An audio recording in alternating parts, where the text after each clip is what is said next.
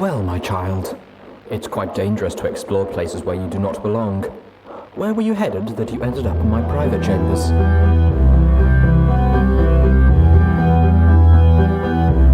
have confirmation that the Steelhooves have coming in. That's confirmed reports. I repeat, we have confirmed reports of failed fire detonations in Philadelphia and Manhattan. Dear Celestia.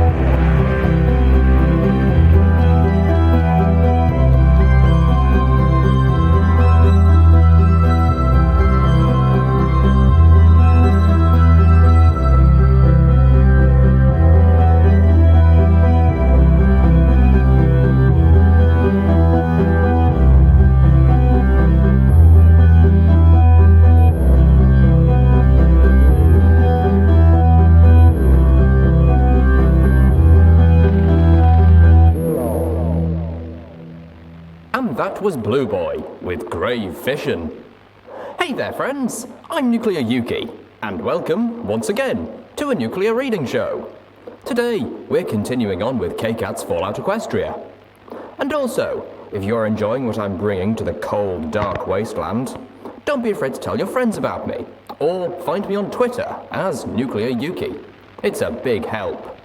Oh, and as a bit of a disclaimer, since the gangs can be a bit feisty, Fallout is owned by Bethesda, and Hasbro made My Little Pony Friendship is Magic. With all that said and done, welcome, friends, to the wasteland. Chapter 23. Patterns of Behaviour. Curiosity. I halted, bobby pin and screwdriver hovering between me and the wall safe, at Steelhooves' muttered comment.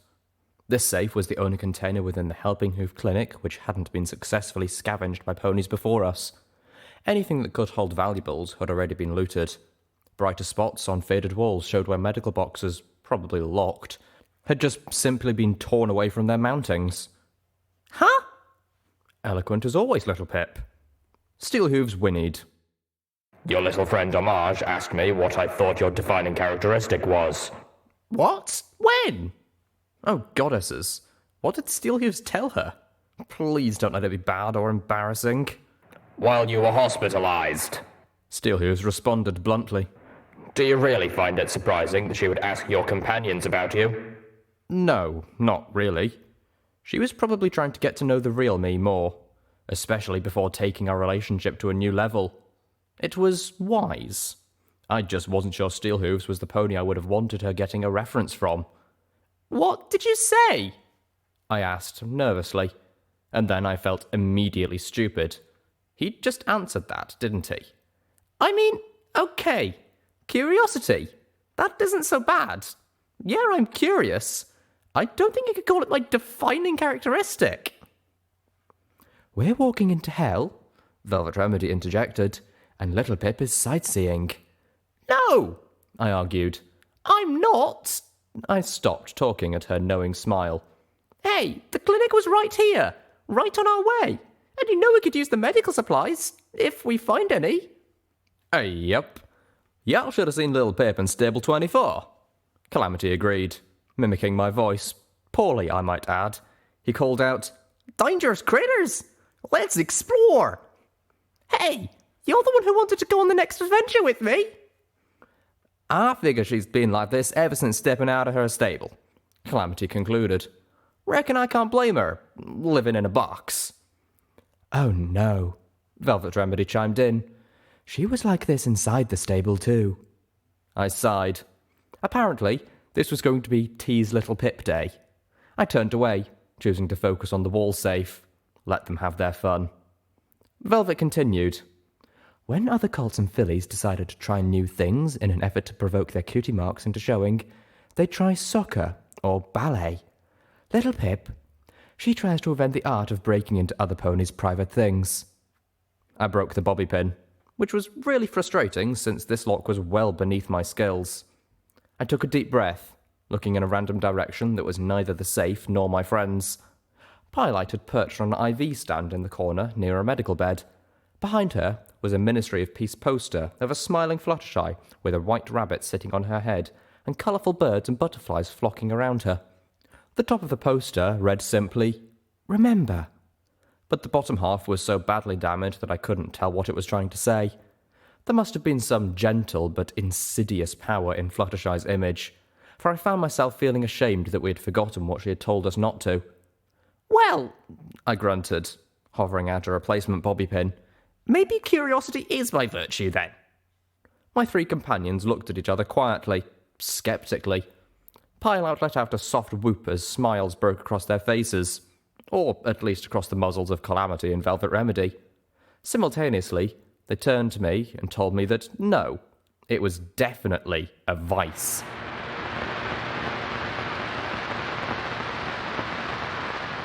"Well, that was unexpected," Calamity noted, staring through the open safe into the building adjacent to the Helping Hoof Clinic. The entire back of the safe was just gone, as was a significant amount of the other building's wall, judging by the damage. It looked as if a large magical energy weapon on the scale of the Junction R7 cannon had been used to melt through the wall. "Some pony had a hard-on for this safe." "They were stupid then," I commented. "That blast probably destroyed anything that was in here." Steelhooves spoke. "I don't think this was the safe they were intending to use that weapon for." "How do you figure?" "First, this safe was hidden. It's likely they didn't even know it was here." Steelhooves was right. The safe had been hidden behind a large framed sign. Most scavengers wouldn't have thought to pull it down and look behind it. But ever since Amart revealed her safe behind the Splendid Valley painting, I'd fallen into the habit of peeking behind frames, something which undoubtedly added fodder to my companion's discussion of my so-called vice. I glanced over to where the sign was propped against a medical rack. It was very much unlike the posters I'd grown used to, a more forthright and clinical warning of the past. Wartime stress disorder. For over 1,000 years, ponies have known only peace. It should be no surprise, then, that so many are not able to cope with the harsh realities of war. Wartime stress disorder is a very real illness that affects thousands of ponies each year. Know what to look for. Depression, anxiety, lack of sleep, loss of appetite, unpatriotic thoughts, suicidal impulses. If you, or any of your loved ones, are experiencing 2 or more of these symptoms, it may be WSD. If so, ask for help. No pony needs to suffer alone. Knowledgeable and caring ponies trained by the Ministry of Peace are waiting to help. I spared it only a glance before turning my attention back to Steelhooves. Having read the sign before floating it down, I didn't need to read it again. "Secondly," Steelhooves continued, having apparently paid more attention to our surroundings than I had. "the building next to the clinic was a bank." I had admittedly dismissed the building next door after discovering the doors were blocked by interior rubble. I could see now, through the safe, that a fair amount of the interior was intact, and a bank promised to be interesting. "Okay," I said, floating out the zebra rifle. "I'm going through." I started to climb up into the safe, only to feel teeth bite down on my tail and pull me back. "Oh, no, you ain't," Calamity said, letting go.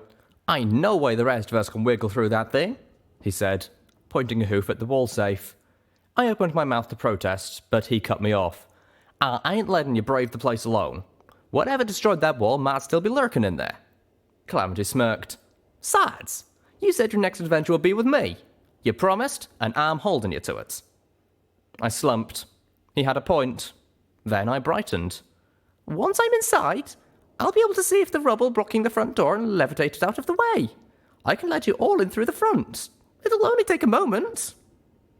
They looked at each other again, and I could read on their faces a begrudging acceptance that this was going to happen. I'd set my hooves to it. There was no stopping me, short of a tranquilizer dart to the breast. I floated the zebra rifle ahead of me, my current weapon of choice. Calamity and I had spent time in the early morning looting the locked ammo boxes from the surviving convoy chariots on the overpass. As a result, I was no longer worried about ammo for the zebra rifle. I had been surprised to find that, even up here, everything that wasn't locked up had been looted, but Calamity reminded me that he wasn't the only flyer in the Equestrian wasteland. I counted us lucky when we had moved beyond Hellhound territory and into the jagged hellscape of the Philadelphia suburbs without any encounters. During our trek, Calamity and I had scouted ahead, being by far the stealthiest members of our group. I'd kept my pitbuck radio off, only the tiniest amount of noise leaked out of my earbloom for others to possibly hear, but I suspected the keen-eared hellhounds might notice even that. I was yearning to turn it on again and hear what else Red-Eye might have to say. With a second look at the safe, I decided to shuck my saddlebags. It was going to be tight and I didn't want to get stuck. I could float them through behind me once I was inside, or worst case, go back into the clinic and get them after I'd cleared the bank's front door. No encounters also meant I still owed Calamity an adventure, and I wanted to pay that debt before we got into the heart of Philadelphia. We were looking at trotting into slaver territory, and I feared for my companion's safety. It's not that I doubted their ability, or courage, but the anxiety I felt didn't lend itself easily to words. I suppose I feared that my friends were not only dear to me, but would be dear to them in an entirely different and unpleasant way. In the eyes of the slavers, what kind of prize would a Pegasus be? Or Velvet Remedy? The goddesses only knew how they would react to a Steel Ranger, and the last thing I could afford to do was launch an assault on the entire damn slaver army. Honestly, I was almost to Philadelphia, and I had no idea what I was going to do when I got there. My entire plan was to get there, take a look, and pray that what I saw would tell me where to go next. With dismay, I accepted the very real possibility that I might get there, only to turn around and slink back home. My friends were counting on me to be better than that, although slaves were counting on some pony to stand up for them. I suddenly pictured myself trotting up to a gate, knocking and telling the guard on the other side, "Hello, I'm here to stand up for the slaves." The daydream ended with an image of me getting shot in the head. So, yeah, maybe I was sightseeing. Distractions to give myself time. I pulled myself up into the narrow black rectangle of the safe and slithered through.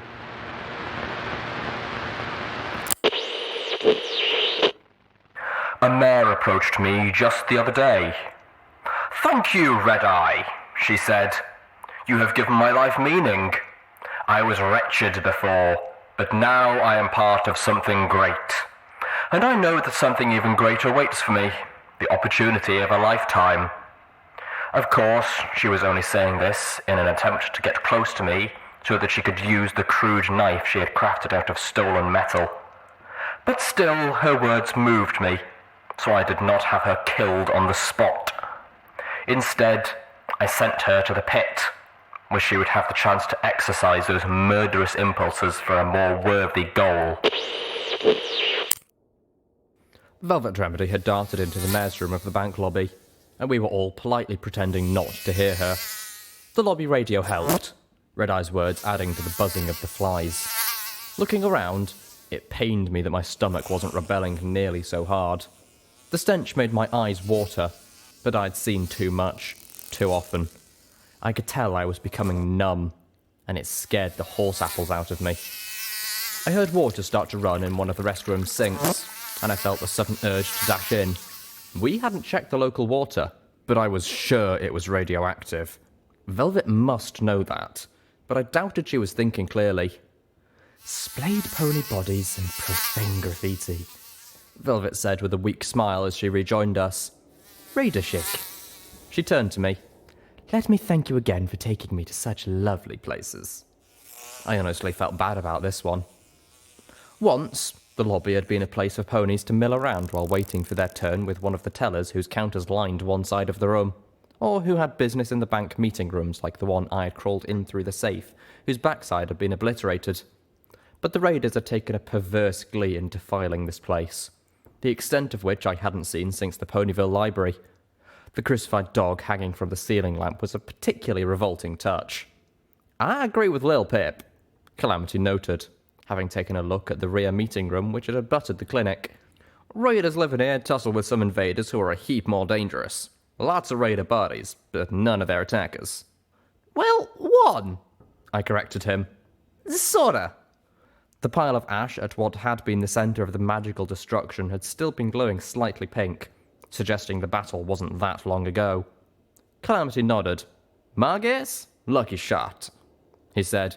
"From the way that whole wall was disintegrated back far enough to touch the safe next door, my guess is that one of the invaders was carrying a saddlebag full of magical energy grenades or some such. and one of the raiders put a bullet through it. Well, they obviously didn't get in through the front door, or the safe. So that means there's another way in here. I looked to Steelhooves. Do you remember what the building on the other side of the bank was? Noise from somewhere above us killed the conversation. Dust rained down from the ceiling as pony hooves clopped over the floor above. The hanging lamp swayed as they passed over it, a rotting piece of the crucified dog falling to the floor with a meaty sound. I floated my rifle close. Calamity gave his battle saddle a reload kick. Honestly, Velvet Remedy whispered, has it ever occurred to either of you that they might be friendly? Nope. Stand back. Steelhooves growled, gleaning his intention. I dashed for the bathroom, wrapping a surprised Velvet in a levitation field and pulling her after me. Pyrelight dove through the doorway over our heads. Calamity swooped back towards the meeting room. The shot from Steelhooves' grenade machine gun detonated against the ceiling in a flash of fire and stucco. With a rending crash, the ceiling came down, bringing 5 raider ponies crashing into the lobby. One buck with a mangy coat and a flaming skull-throw cutie mark landed hard on a telecounter and bounced out of sight. A mare with a spiked pink mane got herself tangled in a gruesome exhibit fashioned out of at least 3 colt's entrails. A zebra sword falling from her muzzle and clattering onto the floor.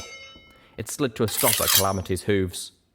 One last raider pony stood above us at the edge of the collapsed floor, a hunting rifle at his flank. His gaze fell upon me, sliding down my body. Now I did want to vomit. His eyes suddenly widened, and he darted out of sight. The other raider ponies tried to scramble to their feet. Steelhooves rapid-fired 6 more grenades into their midst. I saw Velvet Remedy's shield flicker around the 2 of us, just in time to save us from the blast of shrapnel and bloody body parts. The eyeball of a raider pony splattered against the magical field inches from my face and began to slide down it. I ended up violently emptying the contents of my stomach after all. Canned corn does not taste as well coming up as it does going down.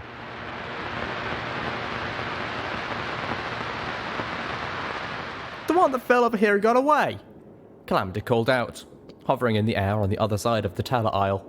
A doorway into the bank's back offices marked the raiders' most likely avenue of escape. Spitting out another mouthful of water from my canteen, I replied, "Had another one upstairs who bolted too." I felt weak and embarrassed, but tried to focus at the danger on our hooves. The surviving raider ponies could be getting reinforcements, assuming there were any to get. I was more worried they were setting traps. Calamity snorted. "Raiders run from us now?" He flew up into the room above. "Of course, they could be fixing an ambush." Velvet Remedy looked up at Calamity's underside. "Oh, come now. Are you really that surprised?" She poked a hoof at me. "The smallest of us is a walking arsenal. Your Pegasus was the custom-built battle saddle, and Steelhooves is Steelhooves. By Luna, we look like Grim Reapers." Velvet Remedy trotted towards the carnage. "Any raider this well-armed," she said, floating a blood-stained baseball bat with gruesome nails driven through it out of the rubble, "is going to take one look at us and gallop for the hills if she has any brain left at all." I grimaced, not that I minded looking like a Reaper pony to raiders. I damn well ought to. But because Velvet's comments brought back memories of the twisted view of us that Steelhooves had once professed to Calamity. Steelhooves was looking at the zebra sword. The gemstone in its hilt was cracked and blackened. Whatever enchantment the weapon once held had died with that stone. "Okay," I said, collecting my thoughts. "The main vault is in the basement. The other way into the bank is probably upstairs, coming across from the next building." I looked at my companions, giving them an opportunity to disagree. "Velvet, Steelhooves, you 2 head up. Between the 2 of you, I'm sure you can greet anybody you find up there with the appropriate levels of loving kindness or overwhelming force." Velvet Remedy shot me a wry look, but nodded. How in Luna's name did I end up the de facto leader again? After seeing how my fellow stable dweller handled a hellhound, I wasn't so worried about her safety. "I'm the safecracker, so I have to head down. Calamity, you're with me."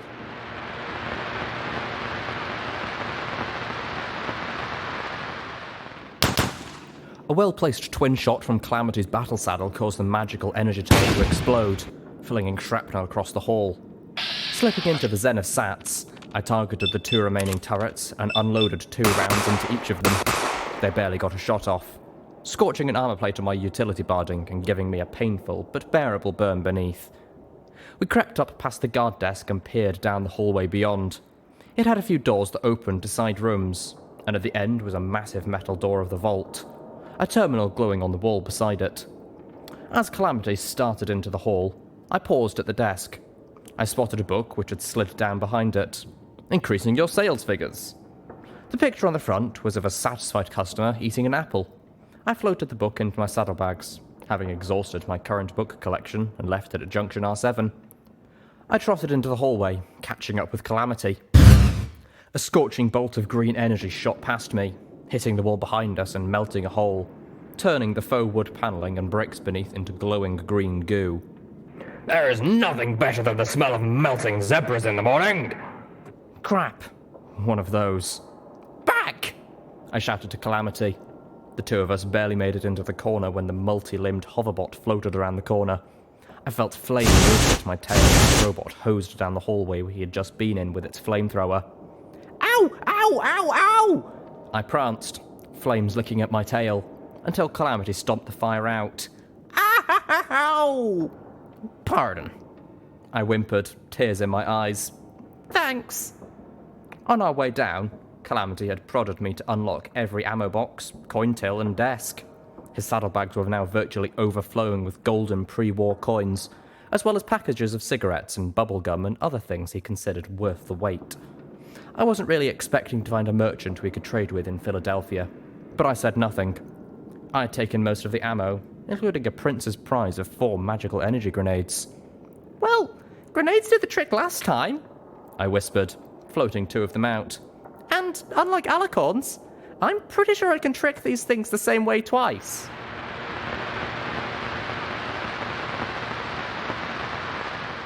I sat on my haunches before the wall-mounted terminal next to the vault door, the smouldering wreckage of the hoverbot in the hall behind us. The door to this vault was almost identical to the one under Shattered Hoof, except that this one had no exterior lock, rendering all my skills at lockpicking useless. However, by hacking into the terminal, I was sure I could tweak the spell matrix and get the door to slide open. Calamity stood guard over me as I worked. We both looked up when the muffled sound of an explosion echoed from somewhere several floors above.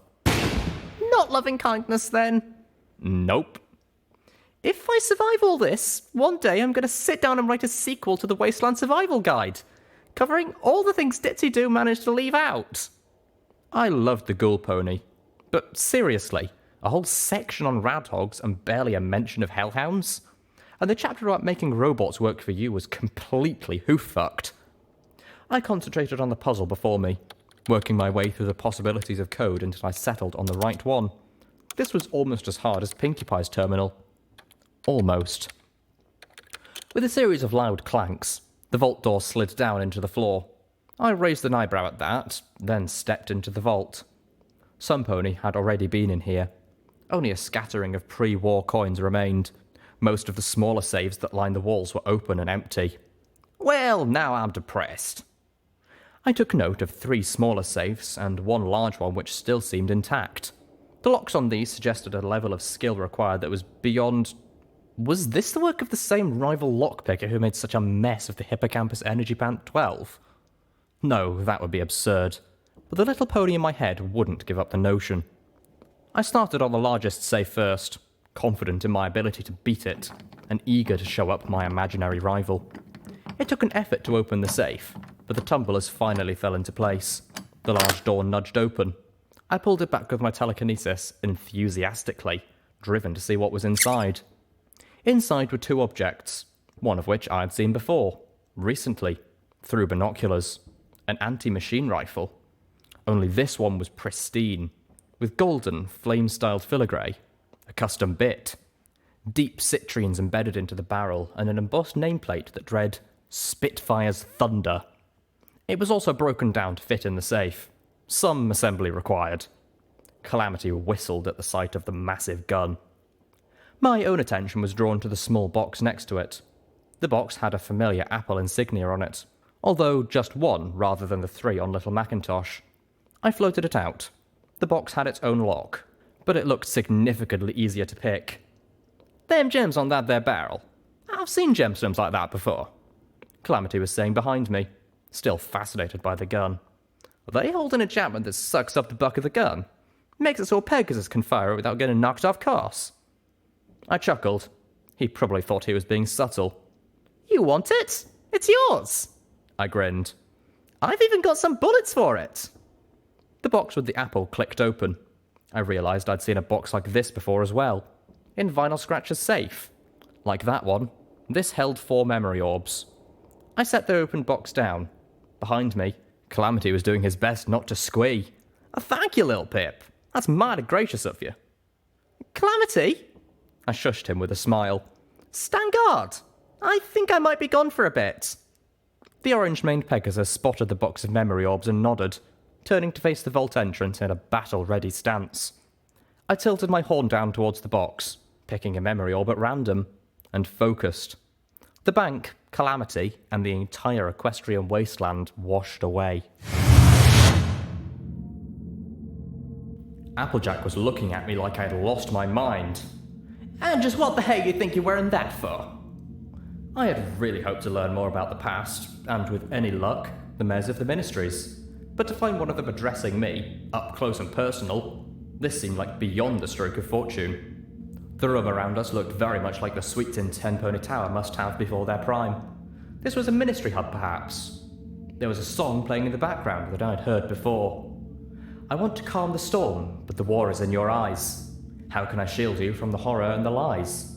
When all that once held meaning is shattered, ruined, bleeding, and the whispers in the darkness tell me we won't survive? It took me a moment to place it, but I'd once seen Steelhooves virtually entranced by the song. To remember tonight, I felt my mouth say. The words came out in a smooth, low rumble. Oh, Luna, it was Steelhooves' voice. More urbane, and not nearly as gravelly as the ghouls we knew, but it was definitely him. How the hell had this memory ended up here, in this bank? It only now occurred to me that maybe Steelhooves had known what the building next door had been, not because he had noticed it today, but because he remembered it. Oh, hell no! I ain't doing nothing with you while you're wearing that ridiculous recollector, Applesnack! Applejack put her hoof down. Now take it off! Wait, what? Oh no. I really shouldn't be here. This was private, and I'll tie you up with your own lasso. Applejack's eyes went wide, a blush forming on her freckled cheeks. Oh, sweet Celestia, have mercy. Not only was I invading Steelhooves' private memories, but the buck was aroused. I could feel a hot hardness that I fought to escape from. I prayed to the goddesses to pull me out of this memory. Spare me this, and my ghoul companion too. He didn't deserve to have me here, and I very much didn't want to be here. Eyes narrowing dangerously. And just what makes you think you have what it takes to best me when we unlasso, soldier buck?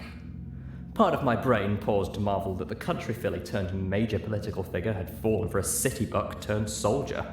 Steelhooves. No. Applesnack leaned forward, that hot pressure in his groin becoming unbearable to me, and whispered huskily, Because I know it turns you on.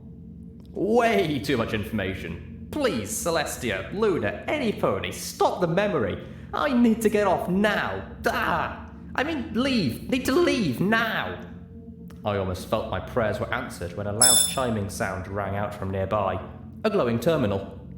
Applejack shook off her deer caught in the headlights expression. Still, no, she decided, turning away towards the terminal. Now, I got to take this, and you best not be wearing that thing when I'm done. You look ridiculous. I felt my host sigh, then trot slowly towards what I recognized as the bathroom door. A sudden shot of horror went through me. Applesnack was still sporting his hardness. Goddess, please don't let them have a full-length mirror in there. A cry of dismay from the orange-coated older mare solved my concerns with startling quickness. What's wrong? I felt myself say in Applesnack's voice. The mayor of the Ministry of Technology was scrolling through information on the terminal screen as fast as her hoof would let her. No, she moaned. No, they wouldn't. Her voice was becoming louder and more strained. No, they, how could they? Again, more firmly. AJ, love, what's wrong? Applejack turned towards her soldier buck with the start of tears in her eyes and a frightening edge in her voice. Ironshot's what's wrong! She spit as the other emotions struggling behind her face lost out to fury. 1 year! The Steel Rangers have been around for 1 year, and Ironshot Firearms has gone and built a gun designed to punch through their armour. They've built a gun to kill our own! I felt Applesnack go rigid at the news. The blonde-maned mare was strutting back and forth in barely contained outrage. They're calling it the anti-machine rifle, but what it really is the anti-magical power armor rifle. She spun, tears in her eyes. How long before the zebras get a hold of this? They just killed our own! I felt my host swallow. He was doing amazingly well at keeping his heart rate down, but while I couldn't sense Applesnack's emotions, I could feel the physical toll. I put everything I had into finding a better way to keep our soldier ponies safe, Applejack raged. I sold my farm. I fought the ponies in my own ministry to get this done. She turned, her eyes wide with tears. I sold my farm! A lump formed in my throat. My heart hurt for the mare, and my hooves wanted to lash out at all the evil ponies who could be so thoughtless. The orange pony spun and bucked her bureau so hard it shattered into splinters and piles of clothing. This is a betrayal! They can't do this! My host watched as his mare looked around for something else to buck. Then she seemed to have a better idea. I'm going down there, Applejack decided abruptly. I got family down in Ironshot. Braver and listen. I felt a sinking sensation in my heart. Steelhooves, Applejack barked, addressing my host not by her lover's name, but by his military designation. Call Wingright. Tell her to be on the roof in 2 minutes and have my personal chariot ready. If I leave now, I can make it to Ironshot before morning. Maybe I can head this whole thing off before... AJ, love. Applejack offered slowly, trying to be reasonable. If they've already invented it, then you can't put that apple back on the tree. I knew he was right. The other item in the safe had been proof enough of that. Applejack shot us both a look, or at least it sure felt that way.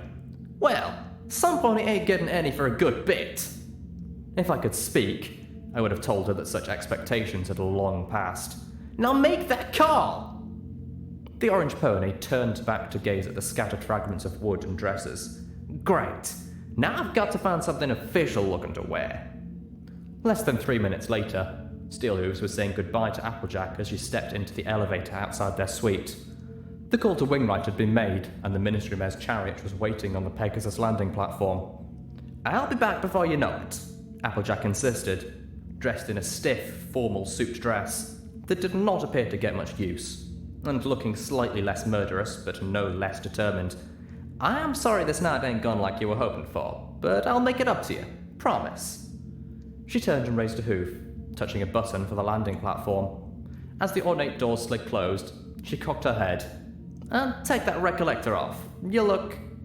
The doors closed. A soft whir could be heard as the elevator began to ascend. My host looked up, watching the arrow above the elevator door slowly glide towards the numbers. Floor 4, 5, 6... Applesnack turned back towards the door of his and Applejack's suite. The recollector was actually starting to itch. A twang sounded from inside the elevator shaft behind him. He spun back towards those ornate doors as he heard Applejack's elevator carriage rumble downward past his floor, gaining speed.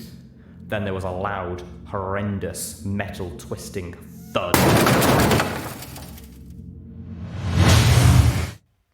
I burst back into the real world, shaking from the memory, still feeling Applesnack's scream as if it had come from my own lips. Looking up, I found Steelhooves' visor staring down at me. I cringed back, wanting to crawl into the safe. His low, gravelly voice simply stated, Definitely a vice.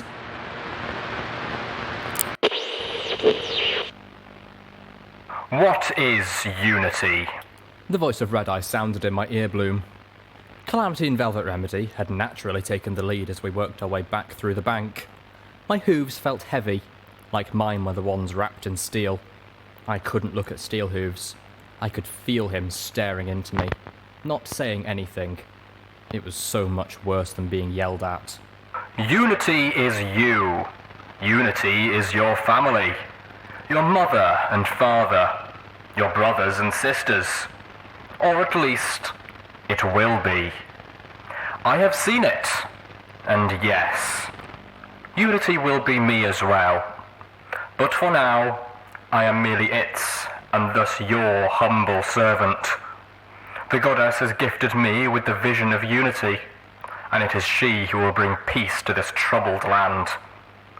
Think of me as nothing but a courier delivering the message of evolution.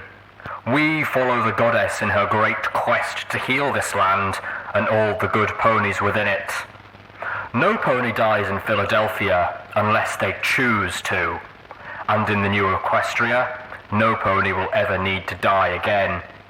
When the time has come for your toil to be over, you have but to submit yourself. Already, the goddess is taking those who come to her, pulling them to her bosom, and transforming them. Their old, weak, sick bodies are peeled away, replaced by a new, transcendent form. As we were passing the open doorframe of an office, Steelhooves lifted a metal-clad hoof and shoved me inside. He followed. Clearly, he wanted to be alone with me, looking anywhere but him. I stammered an apology. He ignored it. Which one did you see? I looked up at him, startled. Which memory did you see? I flushed with icy embarrassment. The one where... I thought to find the least intrusive description. Applejack learned about Ironshod making anti-machine rifles. Oh, Steelhooves said. the accident. I recalled Applebloom's strained voice. Some folks are saying that maybe it wasn't so much of an accident. They say it was some pony within our own ministry. The biggest row Applejack ever had was over the anti-machine rifle. Steelhooves informed me. I sensed that, having seen the memory, he wanted me to have a touch of context. It was abnormally forthcoming of him, even more odd considering how deeply in the wrong I was. On the one hoof, I couldn't really blame them. Steelhooves admitted. You wouldn't either if you saw some of the robots the Zebras had begun to deploy on the battlefield. I found myself nodding, despite the ache in my heart for Applejack. I remembered the tank-like Sentinel robot in 4 stars. I'd fired on it with armor-piercing bullets from a sniper rifle at a distance of yards, and only a precision shot to a volatile area had managed to stop it. But I knew how bad that hurt her, and how deeply personally she took it. Only made it worse that she had family in Ironshod. Whole thing just about tore her apart. He nickered behind his helmet. Damn thing was, the Zebras came out with armor-piercing ammo a few months later anyways. Not as effective as an anti-machine rifle at taking down my fellow Rangers, but a well-placed round from a rifle could punch through a Ranger's helmet. Steelhooves looked me over until his visored gaze stopped upon Little Macintosh in its holster. Truth is, with AP ammunition, that gun could do it. Little Macintosh is possibly the most powerful firearm of its size. A touch of nostalgia crept into his voice. Designed with the kind of buck to the teeth that only a mare like Applejack could handle easily. Despite with how low I was feeling, a snort of laughter escaped me. According to Spike's story, Applejack was strong enough in the tooth to haul not only her own weight, but that of all 5 of her friends with nothing more than a bite on a dragon's tail. I had just begun to notice that all the context I was getting was about the firearms, and none about the accident itself, when a thunderous gunshot rang out. Was that Spitfire's thunder? How far ahead had Calamity and Velvet Remedy gotten, and what had they run into? I darted around Steelhooves' bulk, dashing out of the room and towards the sound. I could hear the heavy hooves of the Steel Ranger fall in behind me.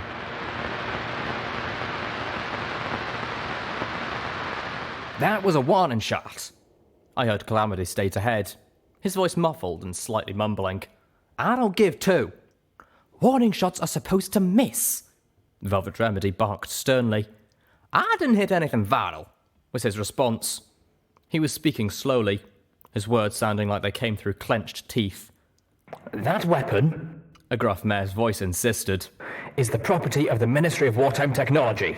Surrender it, Tribal, and we'll let you live. Horse apples. Now I could tell why Calamity's voice sounded so warped. He was talking while holding Spitfire's thunder in his muzzle. He was better at it than the slaver with the shovel spear who I'd encountered my first night out, but not by much. The only reason y'all ain't blown us tribals to bits is you don't want to hurt the pretty gun. I heard Pylite let out an alarmed squawk. Damn! Steelhooves muttered from behind me as he broke into a full gallop, leaving me swiftly behind. I lowered my head, charging forward, trying to keep up. Little Macintosh floated beside me, ready for action. I came barreling into a lobby full of ponies and stumbled over the severed hind leg of a raider, losing my balance and face-planting into the rubble of the collapsed ceiling. Little Macintosh clattered into the rubble. She tripped me! I offered weakly, getting up.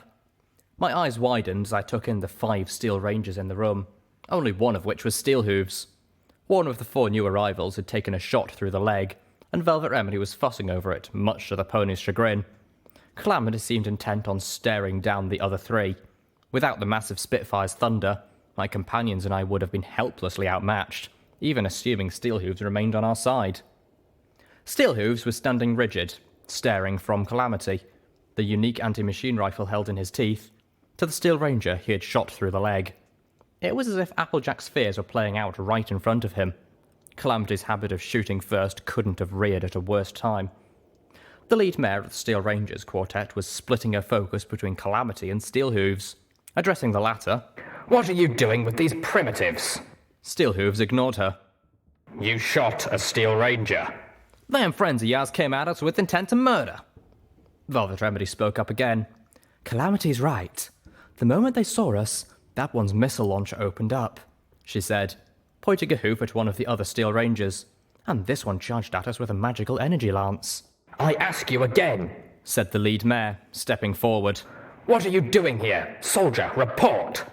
The 2 uninjured Steel Rangers behind her changed their battle stances to better cover the room, one of them targeting me. I cast my eyes over to the floor, searching for where little Macintosh had fallen. Steelhooves growled at Calamity. We will have words. Then, bothering to spare the mare his attention, he answered, You are not cleared for that information. You need only to know that I'm on an assignment, and that you are interfering. Now order your knights to back down. The tension in the air was nearly suffocating. I'm a senior paladin in the Ministry of Wartime Technology. You will address me with proper respect befitting my rank. As will you. Steelhooves replied with gravelly calm.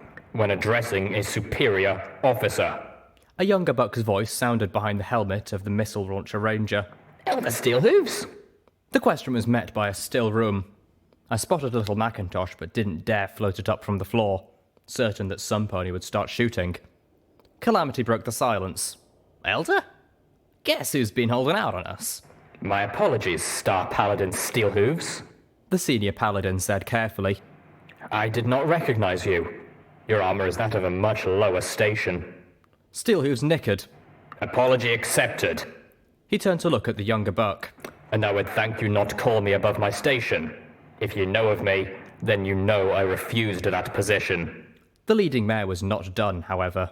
You are far from your stomping grounds, Star Paladin Steelhooves. By protocol, I shall lead you to meet with Elder Blueberry Saber. As for the disposition of your friends, she began. They are with me, Steelhooves said firmly. Lead. I shall follow. The steel-encased mare turned and trotted out of the bank. Velvet Remedy stayed close to the wounded one as he rose to his hooves, favouring his injured leg. As the rest of us began to follow, I floated little Macintosh to me. The gears in my mind were beginning to turn again, and while I knew better than to start asking questions in the middle of a tense diplomatic situation, it was clear that Steelhooves and I needed to have a big talk. Star Paladin Steelhooves, sir? The young knight called out, trotting closer to Steelhooves while the other uninjured knight covered Calamity and me with the light machine gun of her battle saddle.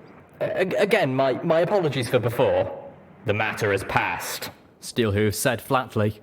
I sensed this was not a conversation our ghoul companion wanted to have. I found myself mentally cheering the young knight on. Permission to ask a question, sir? No. The knight stopped in his tracks, letting us pass him, then trotted to catch back up. In that case, permission to speak freely, sir? Steelhooves' head dropped just a little. No. The knight slowed, but did not stop this time. Permission granted, Knight Boom. proclaimed the senior paladin. To Steelhooves she whinnied.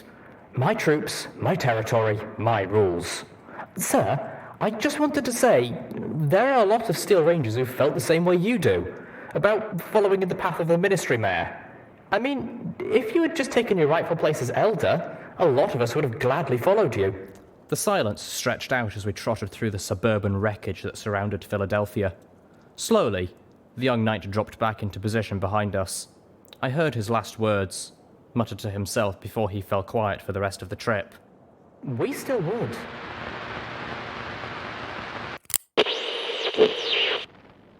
When I was a young buck, I was taught that somehow some ponies were inferior to others.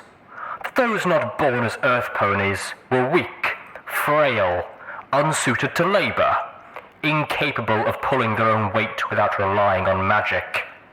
You, my children, prove every day that the only ponies who are inferior are those who choose to be. Unity is more than just a blessing of the goddess. It is our search to transcend the laziness and weakness of our ancestors, to reach a higher level of existence. Unity with our fellow ponies, not tearing each other apart, but building each other up, and Equestria with us. And you, my children, are already halfway there.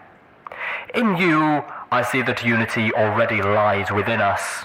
Should we just embrace it? The glorious evolution that awaits us is just icing on the cupcake. Explosions ripped through the street. Steelhooves stood alongside the other Steel Rangers as they tore into the slavers, taking cover behind the ruined chariots and carriages, and even behind the wagon full of slaves that they were transporting into the heart of Philadelphia. Red-Eye's voice died when the grenade barrage from our ghoul's battle saddle obliterated the slaver's radio. Through the din, no pony heard the shot from above that tore through the Night Buck's helmet, ripping it off his torso. His head turned to jellied mush inside. A Pinkie Pie balloon floated overhead, turned a raging fuchsia by the dipping sun. Take cover! The senior paladin yelled and the rangers scattered. At the turn of events, the surviving slavers began to press forward, filling the street with suppressive fire. I hid behind a trash barrel as bullets riddled it. If the bin hadn't been full of another age's refuse, the bullets would have likely torn through it and perforated my body. As it was, the few which punched through were stopped by my saddlebags and barding. "I got this one!" Calamity called out, soaring into the air. Spitfire's thunder strapped across his back, intent on going one-on-one with the Pinkie Pie balloon. From behind a mailbox, the Remedy focused on invoking her shield spell, bringing it to brief life between our Pegasus and the slaver ponies who turned their guns to fire at him. The moment their guns were trained away from me, I dove around the barrel, slipping into sats and putting shots into the heads of 3 of them, courtesy of the Zebra rifle. Their heads erupted into flame as they fell. 2 more were doused in flickering green balefire that sent my pip-buck clicking. They stumbled, screaming as Pilot flew over the slavers. I could hear the shots exchanged above. The slaver pony who had been hiding behind the slave wagon, a lavender and green unicorn mare, wrapped the remains of Night Boom in a levitation field and floated it towards herself. Sats died only to activate again, partially refreshed. I looked down the scope of the Zebra rifle, but couldn't get a clear shot with the wagon of slaves in the way. They were cringing, trapped in the open. I saw one tan-coated mare mouth, "Don't shoot me!" Wait, what was I thinking? I focused, wrapping the entire wagon in a field of my own, and gently hauled the slaver's cover out of my way. One of the other slaver ponies opened fire at me, forcing me to dive back behind cover. I felt the levitation field slip, but caught it before I dropped the wagon full of helpless ponies.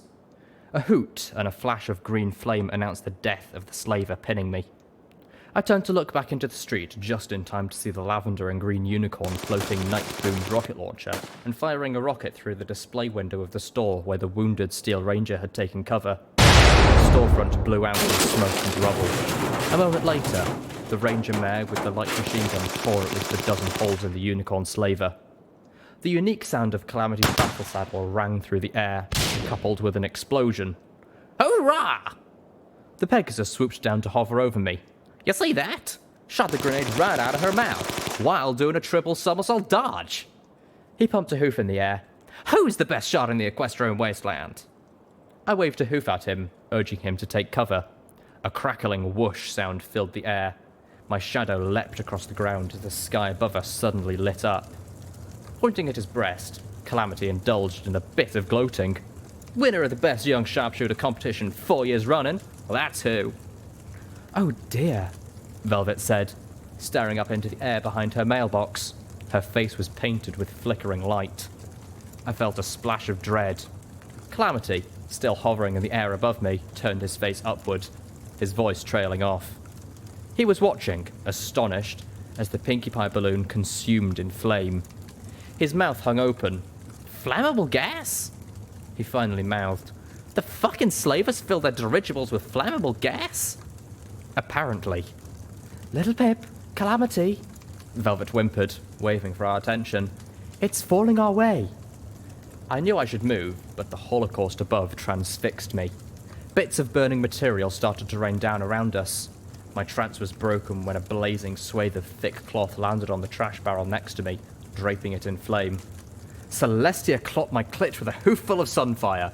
Run! I dove around the bullet-filled trash barrel, running down the street as fast as my short legs could take me.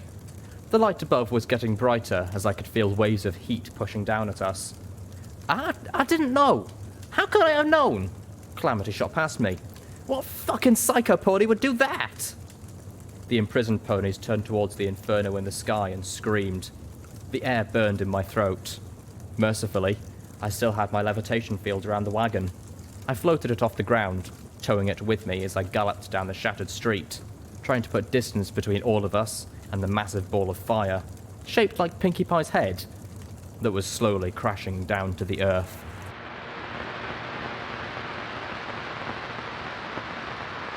I gave a prayer of thanks to Celestia and Luna. All of my companions had survived. 2 of the Steel Rangers, however, had not. Why? The Paladin Mare asked as I unlocked the wagon to set the captive ponies free. I looked at her in surprise. I started to ask what she meant, only to recall Omage's words of warning about the Steel Rangers. Honestly, most of them were more interested in saving your Pip-Buck than saving you. I realized that the Steel Rangers probably engaged the slavers for a motivation completely different than my own. The revelation tasted sour. Because it's the right thing to do. And because if I was in their place, I said, remembering that at one time I had been, I would want some pony to do the same for me. Velvet Remedy's ears perked. She listened in on our conversation as she moved to give aid and comfort to the ponies who had been trapped in the wagon cage for what looked and smelt like weeks. They were malnourished, scarred, and had slept in their own filth. One of the ponies was dead, had been long enough to begin to smell, but the slavers hadn't bothered removing the corpse. I felt a simmering rage. Turning from the sight, I stared into the impassive mask of the Steel Ranger. Why did you? The more Red Eye's forces advance, the more ground we lose. The senior paladin explained. He covers the technology of the past that is rightfully ours to protect. We cannot engage his army directly, so we attack his supply lines. Part of me wanted to scream at the metal-clad pony about her priorities. Instead, I scowled at the news. I had not expected the outskirts of Philadelphia to be a war zone. Philadelphia was home to the major hubs for both the Ministry of Wartime Technology and the Ministry of Morale. But we lost our hub to Red Eye's forces 3 years ago, and have been forced to fortify in a secondary position. My scowl increased. Any imminent plans to take it back? I felt the Steel Ranger mare glare at me behind her mask. Presumably, she was taking me to their fortification, so there was no cause not to tell me about it. But that freedom of information did not extend to anything tactical. Steelhooves, however, stepped up and answered. No. I heard the mare nicker, bristling inside her armor. But Steelhooves didn't care. Why should we? By now, the building has been stripped of anything worth reclaiming. Stepping closer to me, Steelhooves demanded. Come with me. I wish to talk with you alone. Perfect, because I wanted to talk to him.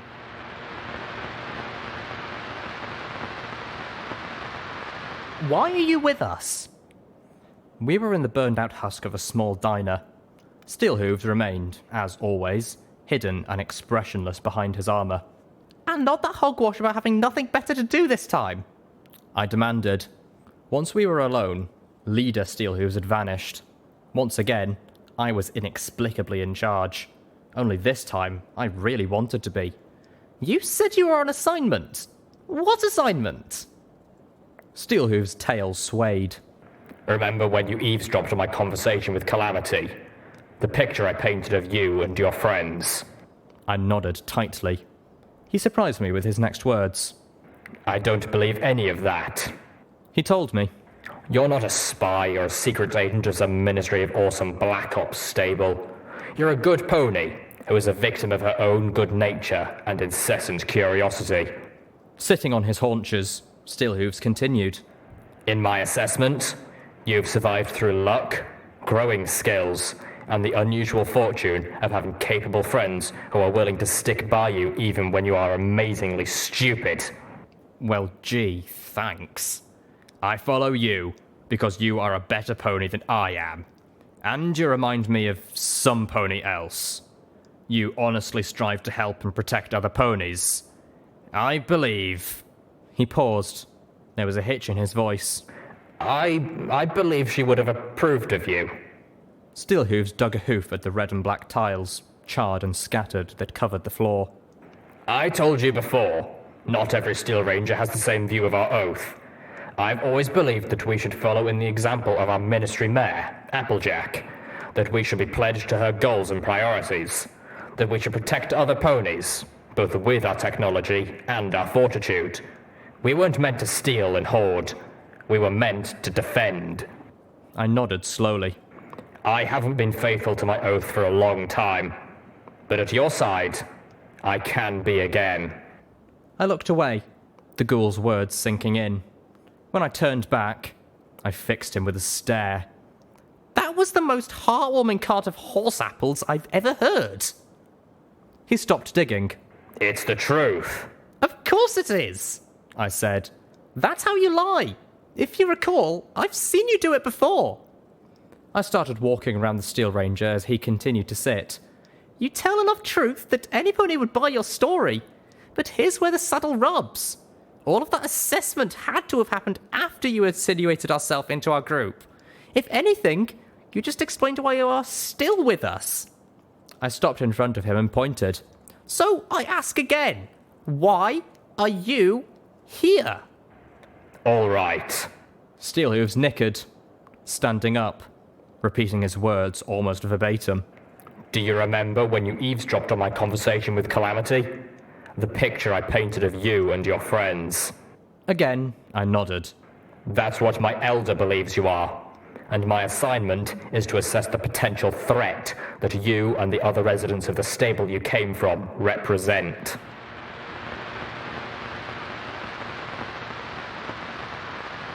No more secrets. That was my condition for not abandoning Steelhooves. He responded by giving me the box of memory orbs as a token of submission. I had not expected that, but he insisted. After all, we both knew I really couldn't just take his word. I focused on one of them, showing him trust in return by allowing myself to become helpless in his company. The world melted away. I was wet, rain coming down in sheets from the blackness of the night sky. I was wearing a rain slicker, but the wind buffeted at it, pulling it away. Only the top of my mane was remotely dry under the hood. Lightning flashed, illuminating the Pegasus landing platform. Over 24 floors above the bustling lights of the city below, I recognized the form of a giant scooter hovering over a well-lit building in the distance. This was Manhattan. Sure you want to be flying on a night like this, Applesnack, sir? A dapperly dressed grey Pegasus buck asked as he shimmied himself into the harness of a sky chariot. It was a particularly beautiful chariot, adorned with a very familiar 3 apples design. Very important business. I heard myself say in Applesnack's voice, has to be tonight. Well, that's what you pay me for, right? The Pegasus smiled, although it's likely to be a beastly ride. I'll survive, Applesnack said as lightning flashed across the sky. The Pegasus gripped the harness strap in his teeth and pulled, drawing it tight. And how's Miss Applejack? I was really sorry to hear about her accident. The ponies who were supposed to be keeping those elevators in top shape are to be sent to jail. I felt my jaw tighten, but Applesnack kept his voice pleasantly even. Strapped in tight, Wingwright? I both felt him and heard him ask. Don't want you slipping free in the rain now. Yeah, the Pegasus laughed. That would be one unpleasant fall. Applesnack stepped onto the chariot, pressing as far forward as he could, as if afraid he might slip out of the back the moment the Pegasus launched forward. The great Pegasus spread his wings, rain dripping off the feathers. Applesnack moved with alarming speed. I felt myself lurch forward, biting down, grasping the Pegasus's wing in my hoof.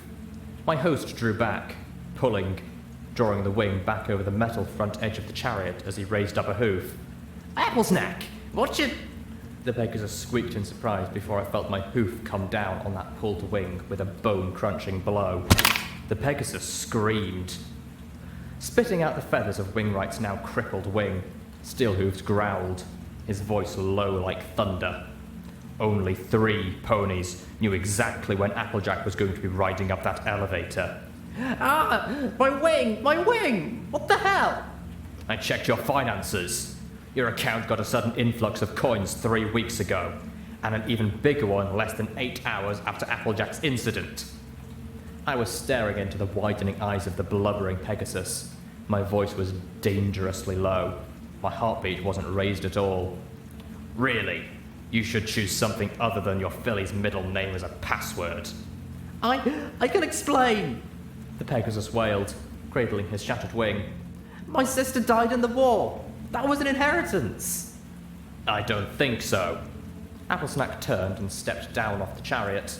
Then I felt as my host lifted his back hooves and planted them against the rear of the chariot. Slowly, he began to shove, pushing it across the rain-slicked rooftop and the hapless Pegasus along with it. What? No! What are you doing? Don't! The Pegasus cried out, trying feebly to push back as he was shoved closer and closer to the edge. Please! I have a family! Steelhooves grunted, stopping. Maybe you should have thought of them before you made your choice. He gave a final hard buck to the back end of the chariot, sending it toppling over the lip of the roof, Pegasus and all. I could hear the winged pony scream right up until the chariot bounced off the first outcropping on its way down to the streets below. I felt utterly stunned, numb, as my host's legs carried me towards the nearest door at a casual, splashing trot. I felt him rehearsing under his breath. There has been a terrible accident. No, I have no idea where he was flying in from. I could tell he was coming in too low, but I expected him to pull up before he hit the building. It was horrible. I could feel it was my fault. I shouldn't have asked Wingwright to fly in this weather. I should have known that the sheer wind would be too much for him. The memory ended. I stared at Steelhooves in horror. He stared back calmly. No secrets. We are not primitive tribals, striking our hooves against stone, hoping to create fire. We are building a better tomorrow for our children, and our children's children. We build it through the sweat and blood we spill to restore the foundations of industry to our great nation, because without industry, there is no progress. And we are not content to allow another 200 years to go by with ponykind reduced to scavengers. Red-Eye's speech ended, his voice replaced by what sounded like carnival music. Twilight was descending over Philadelphia when we crested a small hill, and I could glean where we were heading. Nearly 2/3 of Philadelphia had been cut off, sealed up from the ruins and beyond by a great metal wall. The bulk of the industrial centre, the amusement park whose roller coaster towered in the fading light, and the Philadelphia crater itself all hid inside. Not only did towers just inside the wall harbour guard ponies, but griffins patrolled the skies around. The glaring dirigibles above provided additional sniper cover. The secondary position of the Steel Rangers was obvious. The largest and most defendable building still intact outside the wall. The massive gear-shaped emblem on the front of the building proclaimed what it had been, even better than the crumbling 2-story letters that cut through it. The Steel Rangers had taken over the headquarters of Stabletech, and converted it into a citadel. Calamity flew casually past me to hover near Steelhooves. "So, you ain't an elder 'cause you chose not to be?" he asked curiously. "Maybe we ain't so different after all." I felt ice water run down my spine. Steelhooves turned to Calamity, studying the rust-coloured Pegasus for a moment. "No. You flew towards your responsibilities in defiance of your own kind, heedless and ignorant of the consequences." Calamity flapped backwards a bit, a frown forming across his face. Steelhooves continued. "I ran away from my responsibilities because I understood exactly what the consequences would be if I did not. I knew there were ponies who would follow my example, and I was not willing to risk a civil war amongst the Steel Rangers." Turning away from Calamity, Steelhooves said firmly, "We are nothing alike."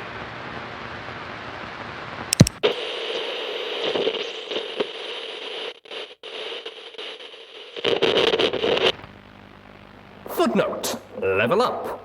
New perk. Tough Hide Level 2. The brutal experiences of the Equestria wasteland have hardened you. You gain +3 to damage threshold for each level of this perk you take. You know, I used to love the Rangers when I was a kid, though it was a little difficult for me. You know, unicorn and all. And also brought up by zebras. The Rangers around these parts weren't a big fan of the tribe. You know, 300-year war and all that messed up shit. Glad about... Oh, wait, no. That's a spoiler. No, I won't say anything. Anyway, here's some music. Skybolt with The Wanderer. Enjoy, people.